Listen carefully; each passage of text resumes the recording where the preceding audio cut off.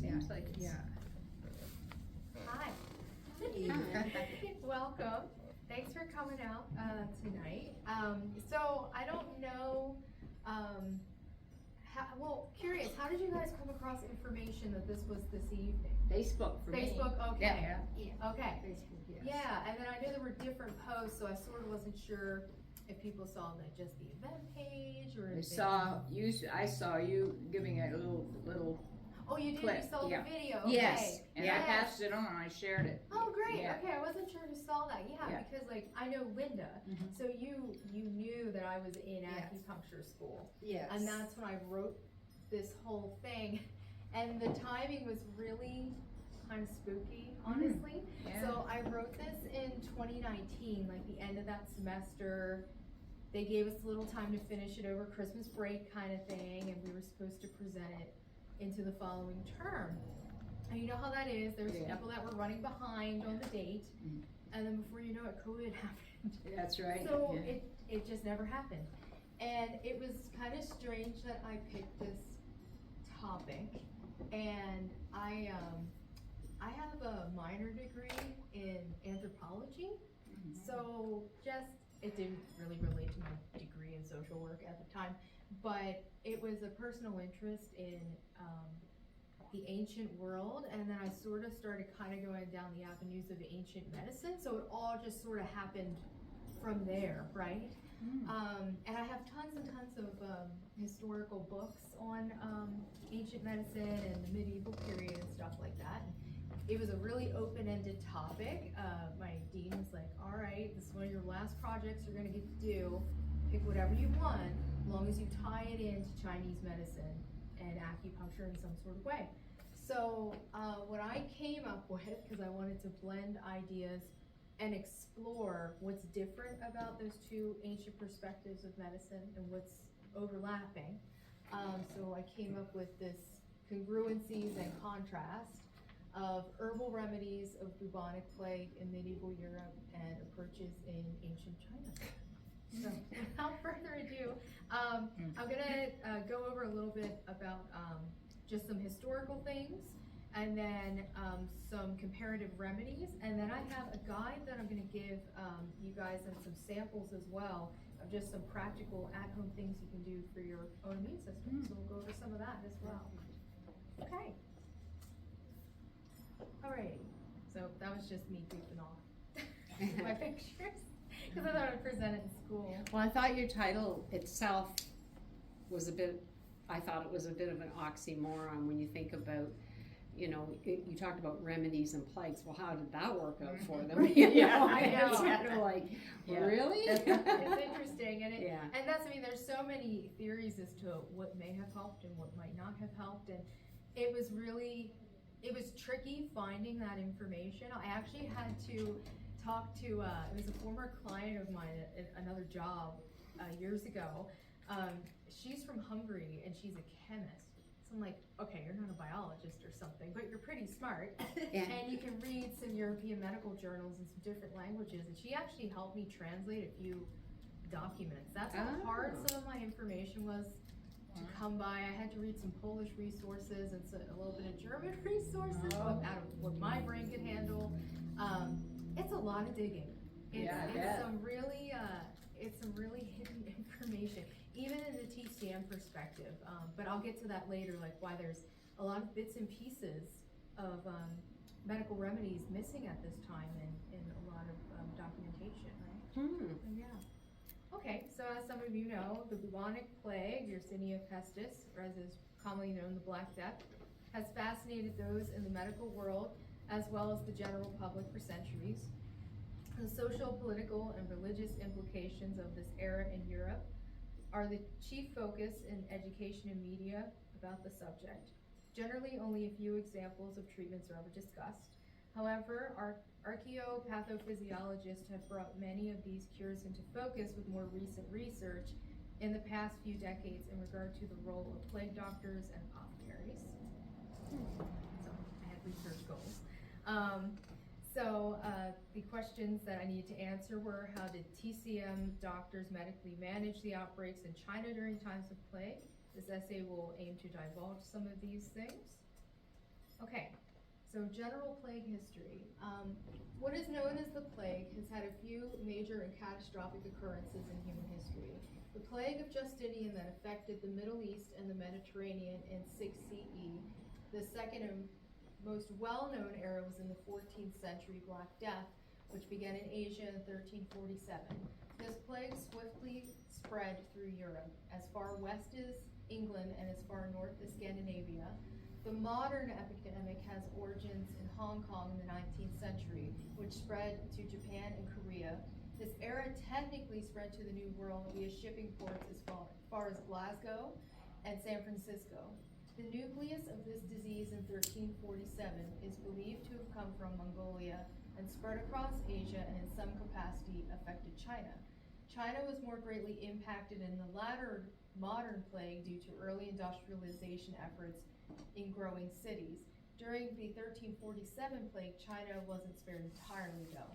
The disease initially spread as far as Beijing and into the territory of the Volga River. The route of infection spread rapidly to the Middle East, being that the Mongols were aggressively usurping territory for trade. Mongols made efforts to burn the bodies of those who had died from plague. They believed that the plague came from the sky, frogs falling from the sky, or just the air in general. Mongols invaded the Black Sea port city of Kaffa, where they utilized biowarfare by catapulting infected bodies into the city. Naturally, the disease ravaged Kaffa. Kaffa was a large trade port which had routes connecting to Italy. From Italy, the disease became present as far northwest as England within the year 1347.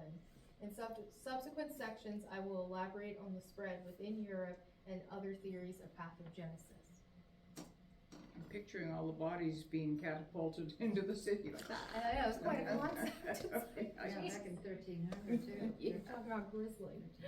The treatment in plague and Chinese medicine remains a bit elusive and requires extensive research and comparative analysis to draw conclusions as to how this disease was actually handled.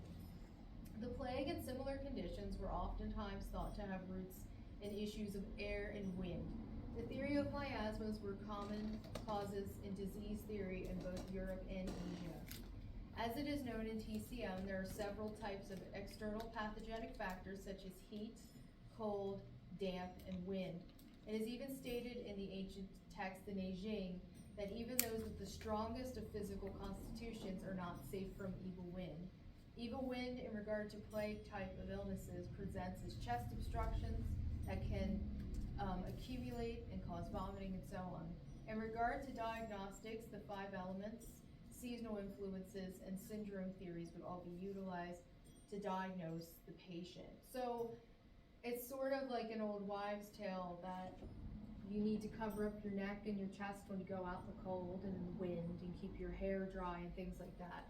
Chinese medicine, acupuncturists and the like, we very much still ascribe to that idea. It's not the only way that you can pick up an illness, but it can very much be a gateway, like a climate exposure. I mean, people do get very sick in certain environments. If people are in a cold and damp environment, they're more prone to like a phlegmy type of bronchitis. If someone's in a hot environment, you're more prone to like a tropical febrile kind of disease. Like there's some real truths to that, that the external world affects us so much. And we're in a very damp and wet climate here, so it's really something to pay attention to.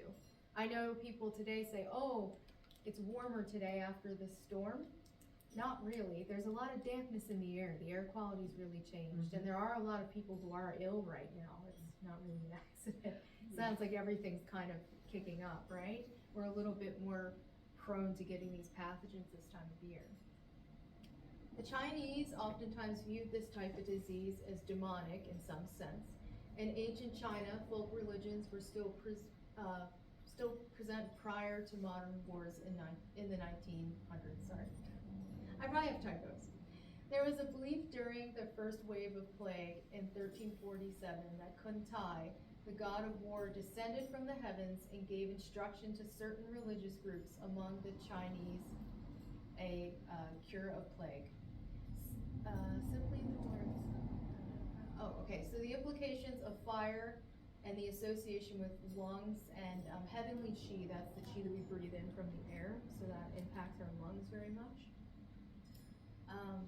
The belief of evil winds is most prevalent at this time, and the formulas used in latter plague eras in the 1900s demonstrate that the Chinese based much of their herbal treatments off the aspects of wind, heat, and damp, but chiefly wind, as it is perceived as an invading external force in the body. The Chinese viewed fire and poison in the body, but also demonic miasmas. Plague cults used fire to purge spiritual and psychic invasion. So that's another thing that if this gets muddied on the TCM end of how that they were treating plagues and febrile disease. It's in the essay part of this, but when I was doing some research putting this together, there were a lot of different political conflicts at different times, and lots of turf battles between China and Japan, and there was some censorship that did happen. So actually one of the febrile disease treatises books that we use even today is mostly based on invasion of cold only. It completely negates a lot of this sort of information that's more appropriate for a disease like plague that's febrile. It's feverish. There's buboes and boils, and there's different symptoms. And I actually have a copy of the treatise of febrile disease, and it is all cold, the entire thing. I actually found the book useless when I did this project because it didn't have that information in it. So there's a lot of information that's lost to time. So that's a challenge. I couldn't transcribe what this is exactly, but it's an ancient plague talisman, so probably represents trying to defend against the evil miasmas. So in Chinese medicine, they also lanced the buboes, the growths that you see in plague victims. Some of the sources note that moxa, despite its warming function, was used to dispel the disease from deep levels of the body and bolster wei qi. So that's that external qi where we can get hit by wind and cold and external pathogens. The monks and priests during these outbreaks would use cinnabar to rid patients of the disease. Cinnabar in TCM is considered sweet and cooling and toxic, but it works well with the heart organ. Other noted herbs are ginger and rhubarb, which is a purgative, and potassium nitrate, which is a diuretic.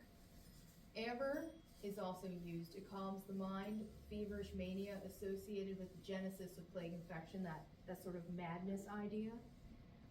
Treats sores, skin ulcers, and carbuncles like the buboes, convulsions, heat and phlegm elimination, high fever, blood stagnation. So the buboes oftentimes are dark blood and stagnated pus, the growths that you get there.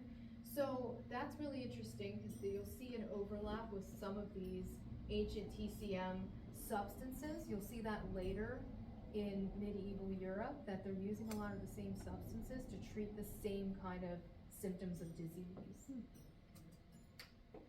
So, that's quite blurry, but I'll just do like a quick rundown. They're all gonna be in your packet. So rhubarb is an overlapping herb. It drains the heat, high fevers, helps produce healthy sweating, stops vomiting, things like that. The potassium nitrate, of course, garlic. As we know, we use this a lot now in our chicken soups and those sorts of remedies. Licorice root. There's some other formulas that also contain the amber, the cinnabar, a lot of ginger. I did want to make a note about alum. I was not familiar with this at all until I was doing this project, and it's sort of toxic. That's the strange thing about it.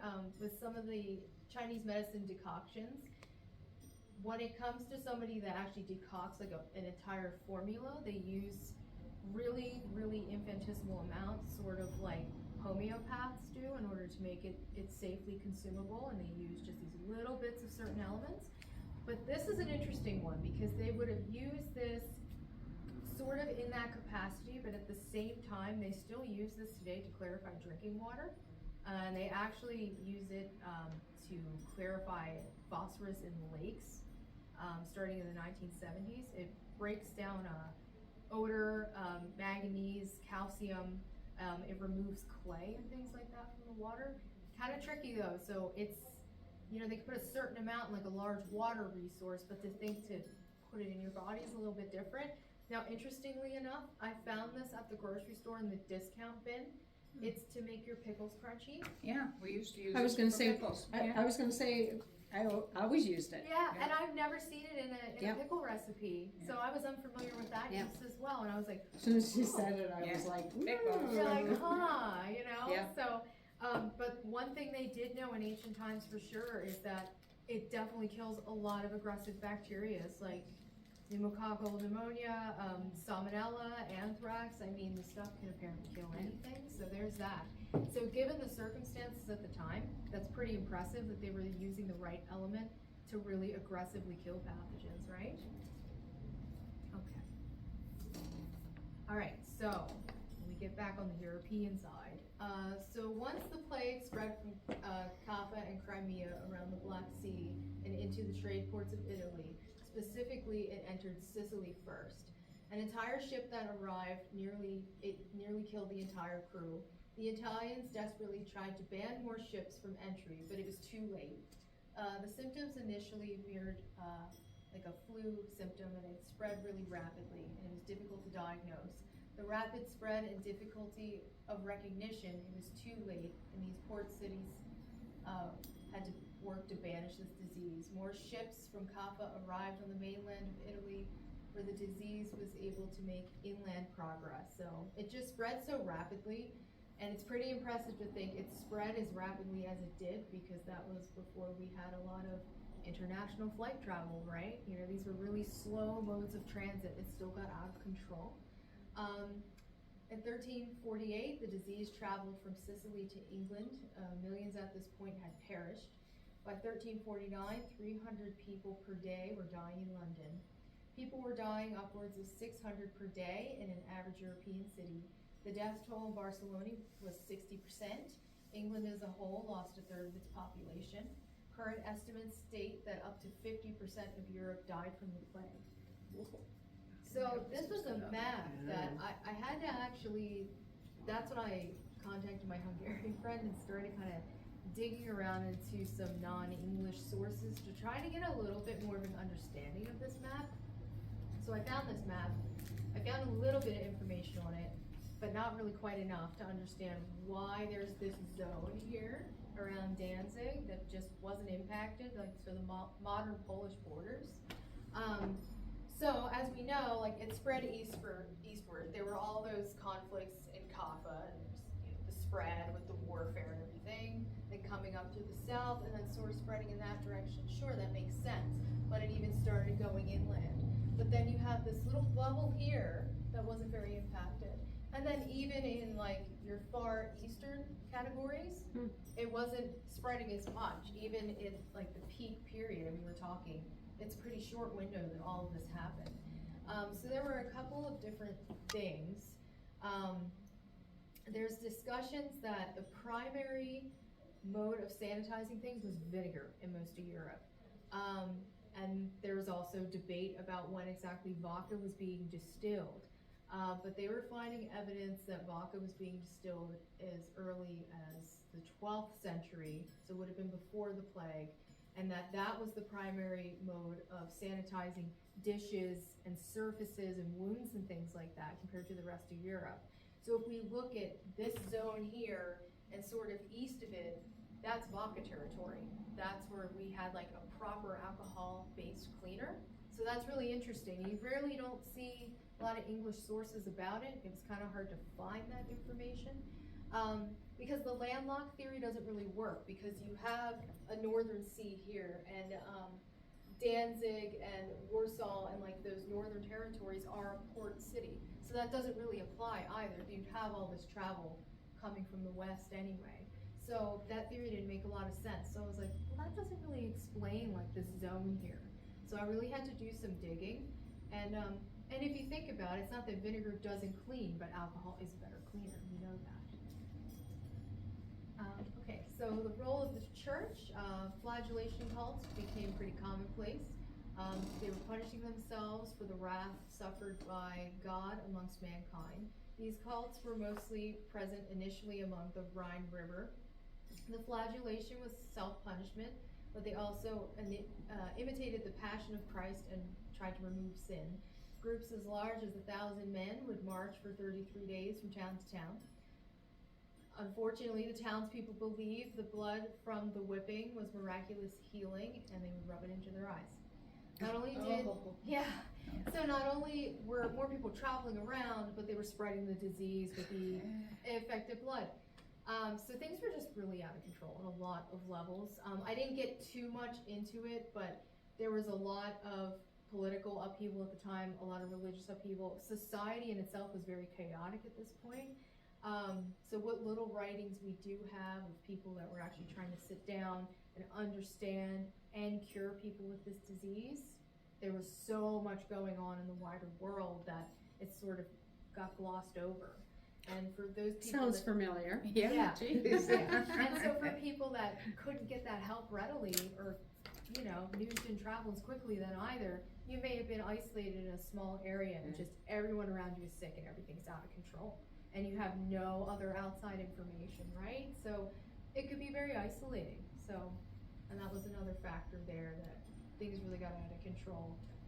Interestingly enough, I also was reading, despite all the chaos that happened socially, politically, and economically at the time, tradespeople did really well, including women. They actually started developing more of their own guilds at that time, whether it was for like sewing guilds and things like that, whatever kind of skilled trade they had, because you were lucky if you could work for yourself. And that was about one of the few things that, yes, it was impacted, but you could sort of like have items dropped off, you fix it, you push it back out the door, and then they would have like kind of small isolated groups of like, your blacksmiths, your seamstresses, things like that. But a lot of chaos overall, right? So back to the miasma theory, that was a common belief in medieval Europe as well. But a note on miasmas, I know it sounds a little fantastical when we think of, diseases in the air, and it's like, well, diseases are airborne, So it's sort of a prototype to germ theory in a lot of ways. Not just like the climate invasions, but also contaminated air. Not that it's a green plume of smoke floating around or something like in a cartoon, but there is contamination in the air. We're very well aware of that with things like anthrax, things that are airborne, things that can be powderized. They actually, in medieval Europe, they based a lot of this off astrological causes. In quotes from the University of Paris at that time, Saturn's noxious vapors interacted with the constitution of the patient depending upon this and the other planetary alignments. So as of March 20th, 1345 at 1 o'clock in the afternoon in the sign of Aquarius, along with other conjunctions and eclipses, warm and humid Jupiter have argued to have drawn upon the evil vapors from earth and water, while Mars is hot and dry, set fires to the vapors, igniting the plague as well as other natural disasters. Saturn, for its part, was to add evil wherever it went, and went in conjunction with Jupiter to cause death and depopulation. So interestingly enough, I do have a friend that's an astrologist, and I did speak to her when things had shut down in March of 2020, so a different March in a different year. And weirdly, there were a lot of overlaps with where some of the planets were in alignment, and there was a lot of Aquarius activity. And then we're also looking at the theories in Chinese medicine with the 5 elements and how they can be out of balance and create disease. But when we look at the humors, the 4 humors in medieval European medicine, and we look at the cause of disease, we see a lot of this repetition again of damp and heat and fire. So we're seeing, those buboes, they're full of fluid. We're seeing a febrile reaction. We're seeing, in Chinese medicine, we call a damp heat-based kind of disease. And they came to the same conclusion from completely different parts of the world. So here's just a little chart about how they view the body. So in astrological perspectives, there's different body parts associated with different signs and planets. It's not quite clear, but this is how they would view the body. And then there's a physician here analyzing a patient's urine.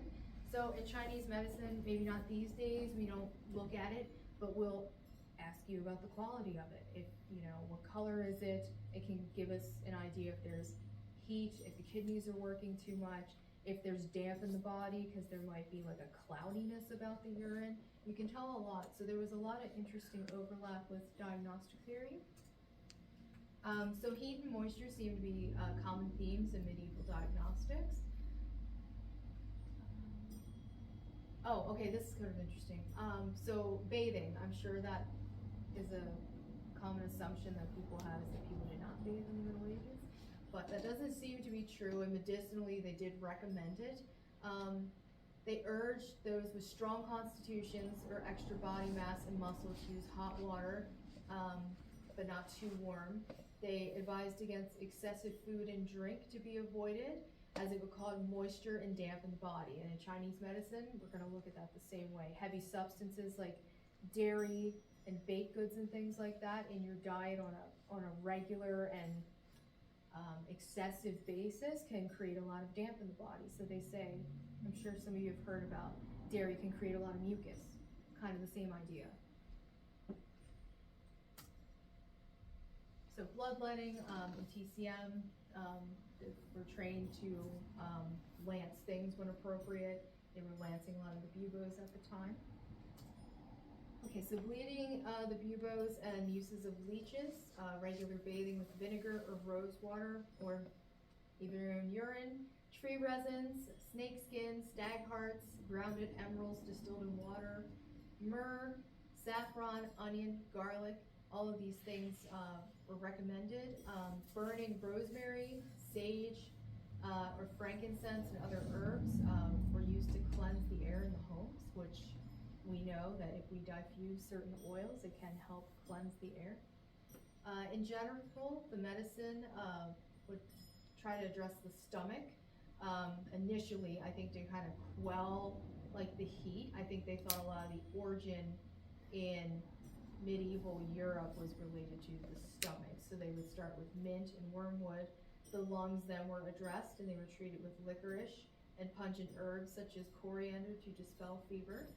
Myrrh and vinegar were most commonly used as antiseptics. And then again, we have discussion about vodka used in parts of Eastern Europe.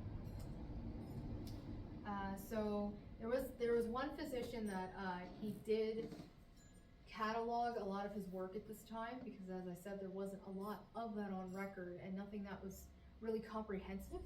But this de Chauliac fellow prescribed large open flames that he would use to protect Pope Clement the Sixth from disease. So he was his personal physician. So he had a pretty big job here. He couldn't let this guy get sick, right?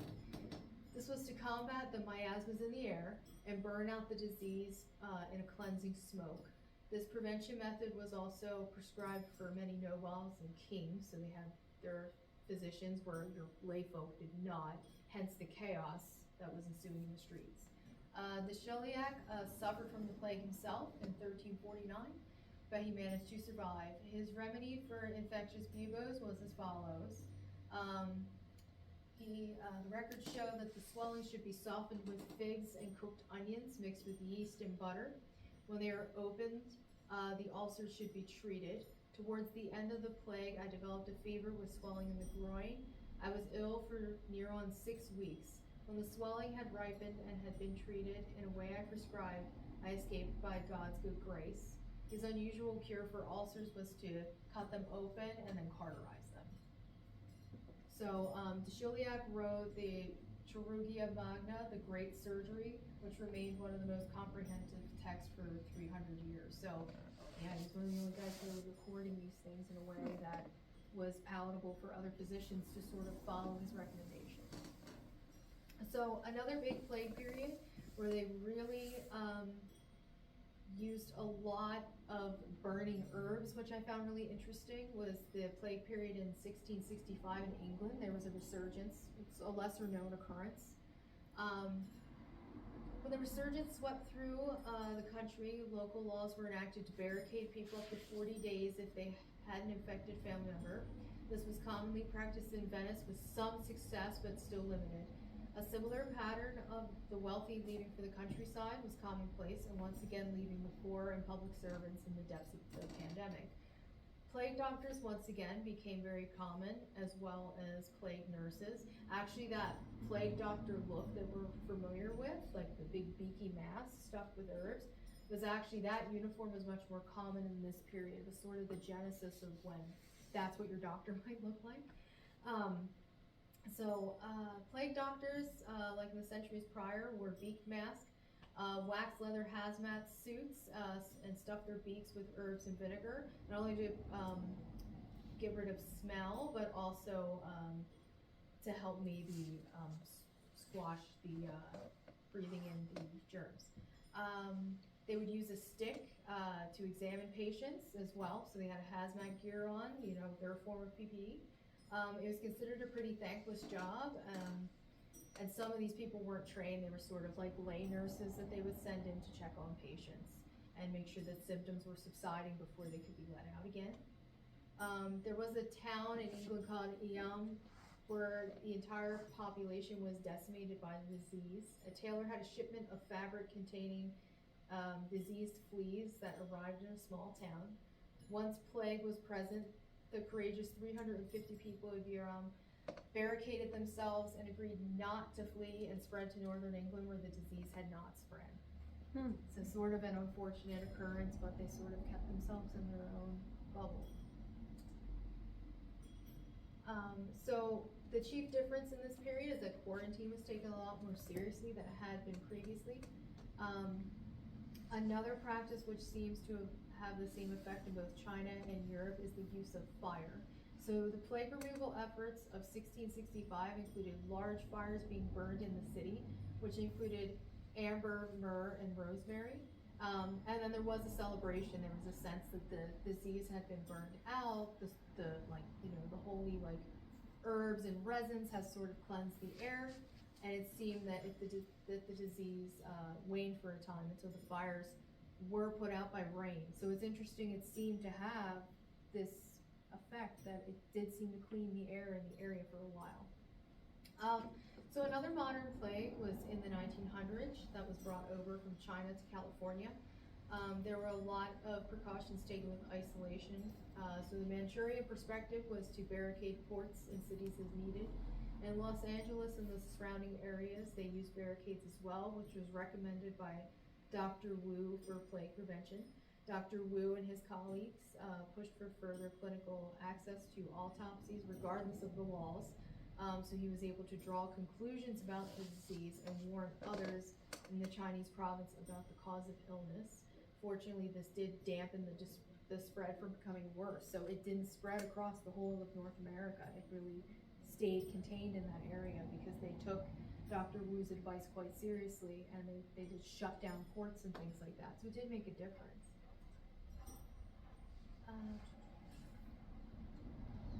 Okay, so let's see here. So a lot of the stuff is going to be in your charts that we're going to go over some of that stuff there. So like the specific herbs and just, yeah, that was just me pestering my teacher. Just some day-to-day herbs that we can find really easily. Could you turn on the light? So I can show you stuff. Yeah, it's over. So, I mean, I could go down the avenue of making teas and having people come in for appointments and all those sorts of things. But the reality is, there's a lot you can do on your own that you can find right in town really easily. So people know that there's the health food store up the hill. That's a really great resource. They can answer tons of questions. Another thing is like this line of tea, for instance, is a superstore. Really, really easy to access. So I'm going to give you guys a packet about information about these different things, and you're also going to have some of these teas to take home with you.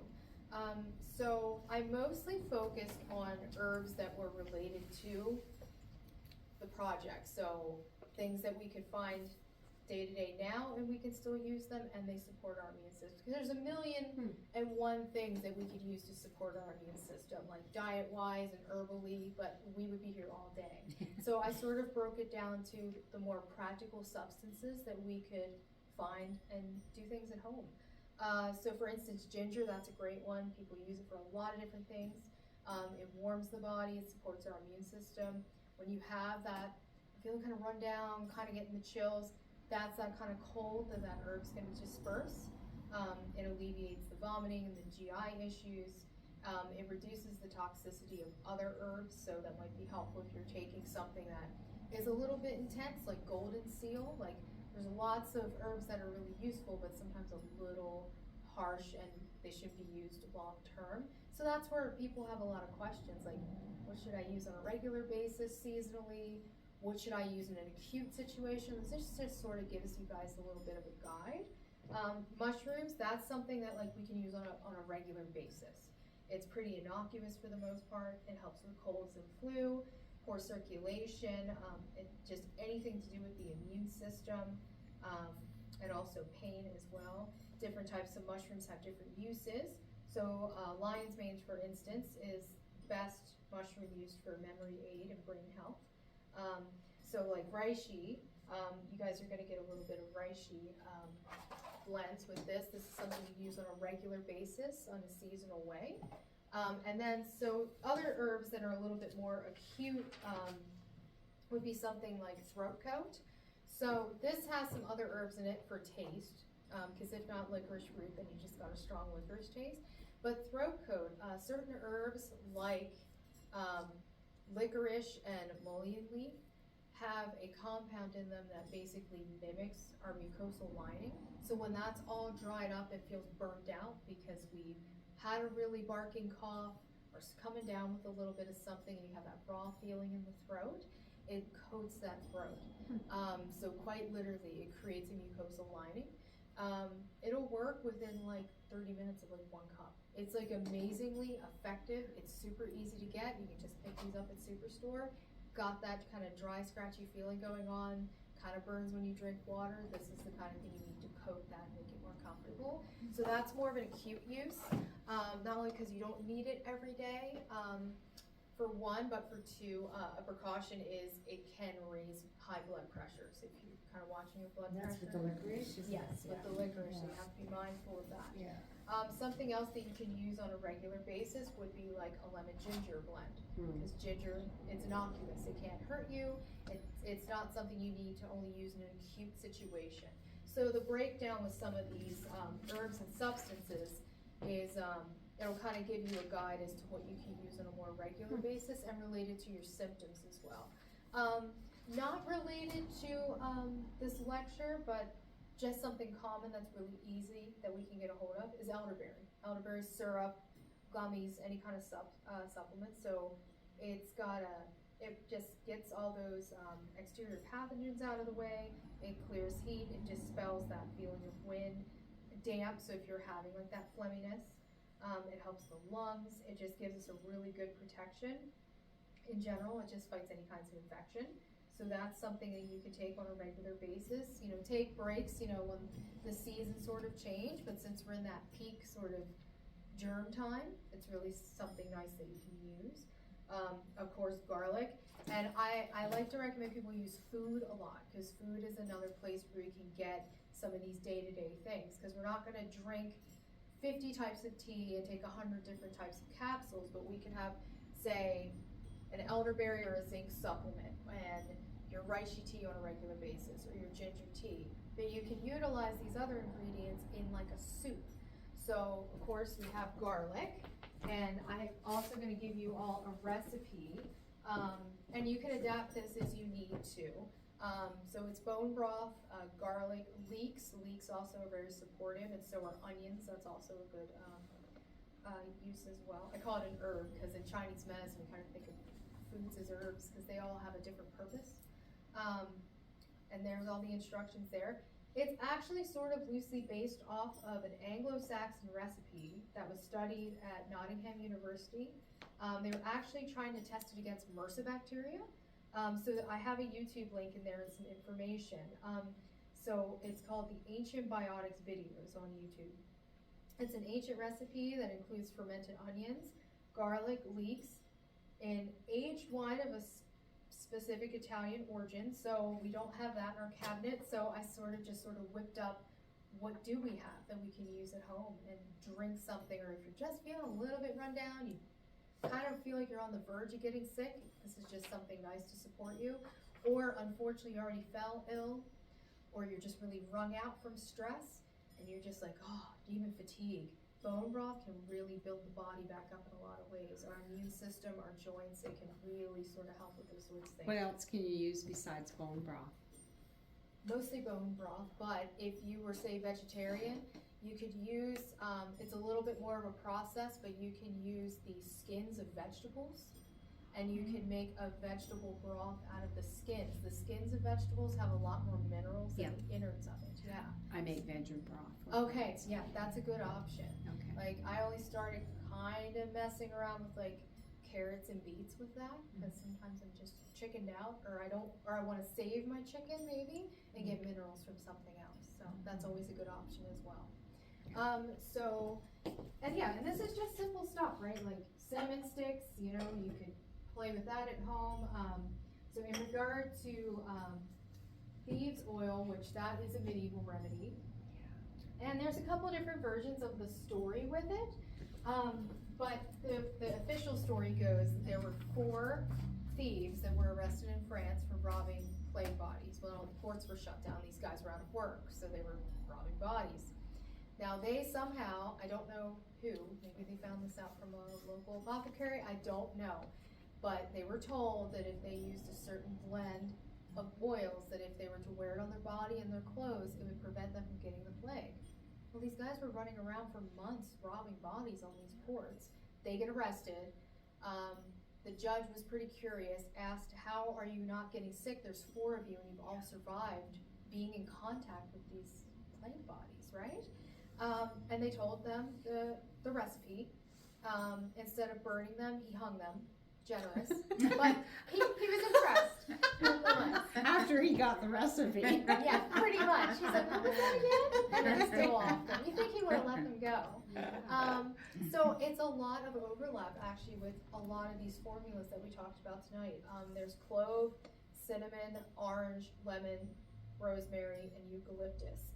So I actually started experimenting because thieves oil is ungodly expensive. Yeah. And that doesn't make it easy for people to get or use the amount that they want to use. So I haven't experimented in using it, my formula, in a cleaner yet, but I already had clove and eucalyptus oil made. Like, I made it myself. I broke it down into liquid coconut oil, and I mixed it in here, and then I added all the other oils that I had, and it's a more affordable version of it, and it's in a carrier oil. So I do have those on hand, because that's a common, people go, oh, what's that about, or is that a real story? They say it is. And interestingly enough, it's all those ancient remedies that were used to Makes China sense. here. That's all I use is thieves oil, thieves cleaning and laundry, and I get it from the Young Living, but still it doesn't matter. It's all, and that's the story that they told us about the thieves. So I use all of these products. Everything. That's what I use for cleaning a lot and stuff at home. But Yeah. the little bottles that you would use to maybe put the carrier oil and put it on yourself, like the Pure, it's ungodly expensive, right? It is. Yeah, I know it what doesn't you mean. go very far. Yeah. At least with the cleaners, it's kind of like in a fluid. You It's can really sort of stretch it concentrated. out. They last a long time in the cleaning. Yeah. Lasts me probably about a year. Yeah, for sure. Because I've had a doTERRA account for 100 years. Oh, right. Yes. And I have it, I still use it because I have points on it, right? Which sort of helps me get the expensive products. But to get a thing of thieves oil is like the On Guard or whatever. It's The like On the Guard same is the thing. same thing, It's isn't pretty it? much the same thing. It's like $65 for I know, this much. for that little tiny bottle. So I decided, I was like, I'm gonna get creative. I've got some of the ingredients Good here. for you. So I'm like, I'm just gonna You're gonna, whip it so together, that's really so good. But kinda for came- you to make the cleaning, you'd have to do a lot of research. I haven't went down that avenue yet. No, I mean, I because just made this Sunday. Yeah, someday. It's a new creation, right? Yeah. So yeah, just some day-to-day things that you can And do. that there you just use to put on your hands or something? Yeah, like on your wrist or around Yeah. your neck, just sort of to kind of give yourself Yeah. a miasma barrier. Yeah, yeah. And it smells really nice Protection, too. yeah, it's a good protection. It's yeah. nice. It's just like a little protection that you can breathe in. And Mhm. yeah, for sure. But that being said, so as I said, things that you can just find right in the store. Uh-huh. And I'm gonna give you guys some samples. There's more samples over there. Okay. And in your packets, I also have some immune system acupressure points, and there you have ear seeds. So ear seeds Oh, yes, yeah. are just these little guys. Mhm. And it's just a little tiny seed from a tree, and it's on like a Band-Aid, basically, with like, it's a really sticky adhesive. Uh-huh. And so it can stay on your ears about 4 to 6 days, even with the shower. But I gave you guys immune system points on the ears, but also a couple body points as well, just to kind of help with your immune system support. So I've got packets, and then I have print-off guides. I've never heard of that. Ear Wow. seed. Ear seed. Yeah. I've Yeah. never heard of that. Yeah, so if I'm working with somebody who's I trying to have, quit yeah. smoking with acupuncture, I mean, realistically, that person needs to come every week. Yeah. That's a lot. Yeah. So if I can give them seeds on the same points that I just needled and put them on before they leave, or if they Mhm. run out, they can come back. It's a way for them to basically keep pressure on that point to help with that Really? area. Yeah, so I'm a pretty big fan of ear seed Yeah. because it's something practical that you can use between appointments. Oh, That's sort of how I look at that, Yeah. so. Quite a interesting. bit. So yeah, so there's just some little packets here, so I'll give you guys, oh, and I have soup recipes too, so you guys each get a little goodie bag to go. Thank you very much. Yes, oh my goodness, you're welcome.